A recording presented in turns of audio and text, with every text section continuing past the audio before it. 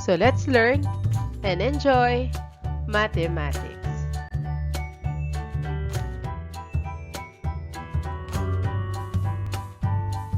Our lesson is about inverse variation.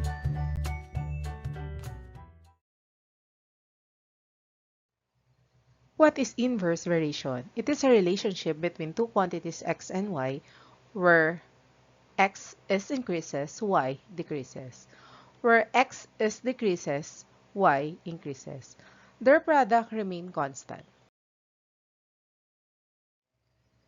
In inverse variation, y equals k over x. It is read as y varies inversely as x. It is also read as y is inversely proportional to x, and k, that could be the constant of variation.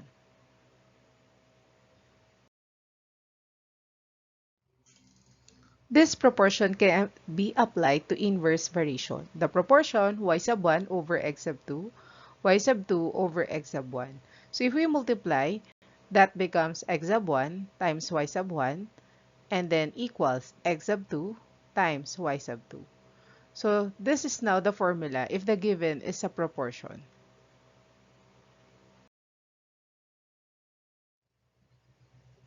Find the constant and equation of the variation.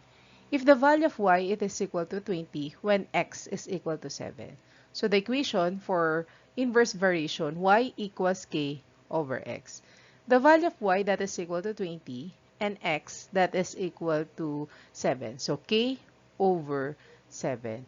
If we multiply both sides with 7, that becomes 140 is equal to k, or k is equal to 140. So we have the constant of variation now.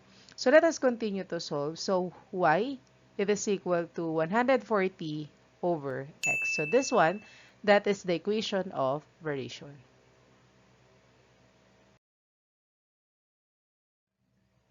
How about number 2? If y equals 25 when x is equal to 3. So let us replace. The value of y that is equal to 25, it is equal to k over the value of x, that is 3. So 25 times 3, that is 75. So 75, it is equal to k, or k equals 75. So we have now the constant of the variation. How about the equation? So let us replace the value of k by 75. So y, it is equal to 75 over x. So this one, that is the equation of the variation.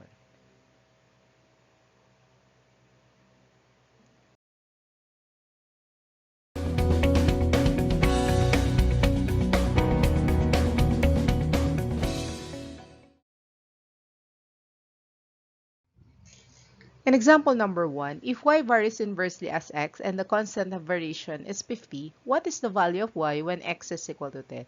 Our equation, y varies inversely as x. So it means y, it is equal to k over x.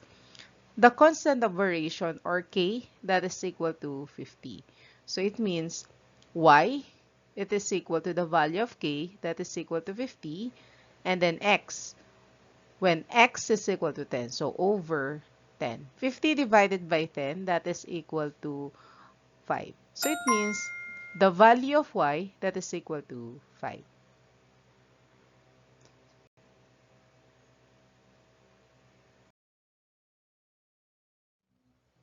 In example number 2, solve for the value of k and find the equation. If y varies inversely as x and x equals 6 when y equals 18. So let us write our equation, y varies inversely as x. So this one, y equals k over x. Let us solve now the value of k. So let us see what could be the value of y. So the value of y that is equal to 18 equals k, unknown, and then x that is equal to 6. Afterwards, let us multiply.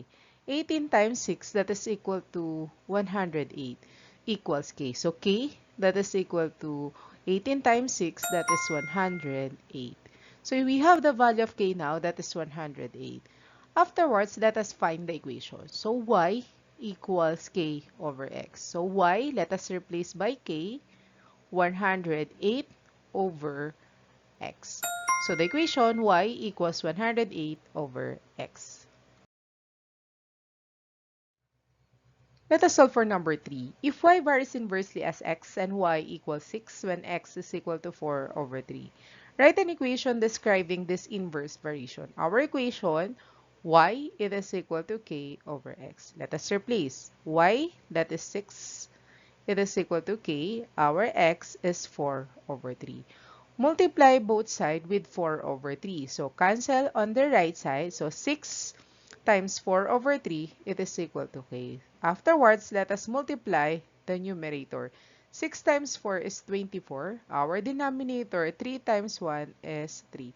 So 24 over 3, it is equal to k. 24 divided by 3, that is equal to 8. So 8 is equal to k, or k, that is equal to 8. So afterwards, let us find the equation describing this inverse variation. So it means y, let us replace the value of k, that is 8. So y it is equal to 8 over x. So we have now the equation of this inverse variation.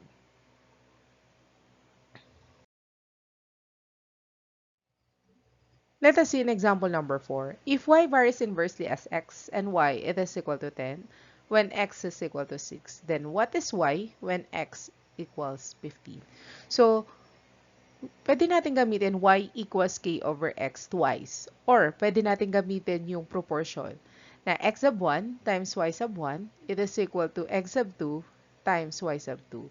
So, it means the first value of x, that is 6. Afterwards, the first value of y, that is equal to 10. Next, what is y when x is equal to 15? So this is the second value of x and second value of y. So the second value of x, that is 15, while the second value of y, it is unknown. Afterwards, let us multiply. 6 times 10, that is equal to 60, equals 15. If we divide both sides with the numerical coefficient of y sub 2, or the second value of y, divided by 15. So 60 divided by 15, that is 4. Cancel to. So 4 equals y sub 2. So it means our second value of y, that is equal to 4. So based on the question, what is y when x is equal to 15? Our y, that is equal to 4. In example number 5, if y varies inversely as x and y equals 2 when x is equal to 8, then what is x when y equals 4? We may use y equals k over x because y varies inversely as x twice. We may also use the proportion x sub 1 times y sub 1 is equal to x sub 2 times y sub 2. The first value of x, that is 8.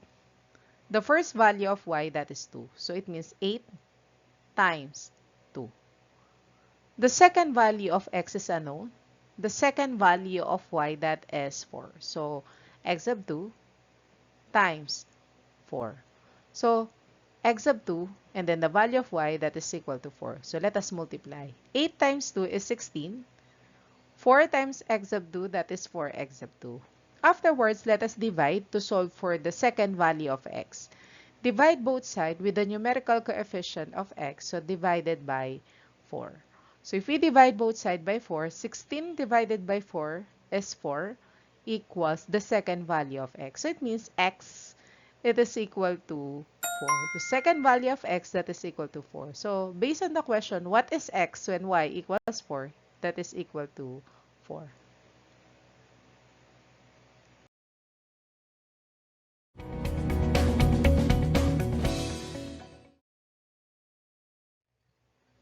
Instruction: solve the following problems involving inverse variation. Provide your answers in the comment section.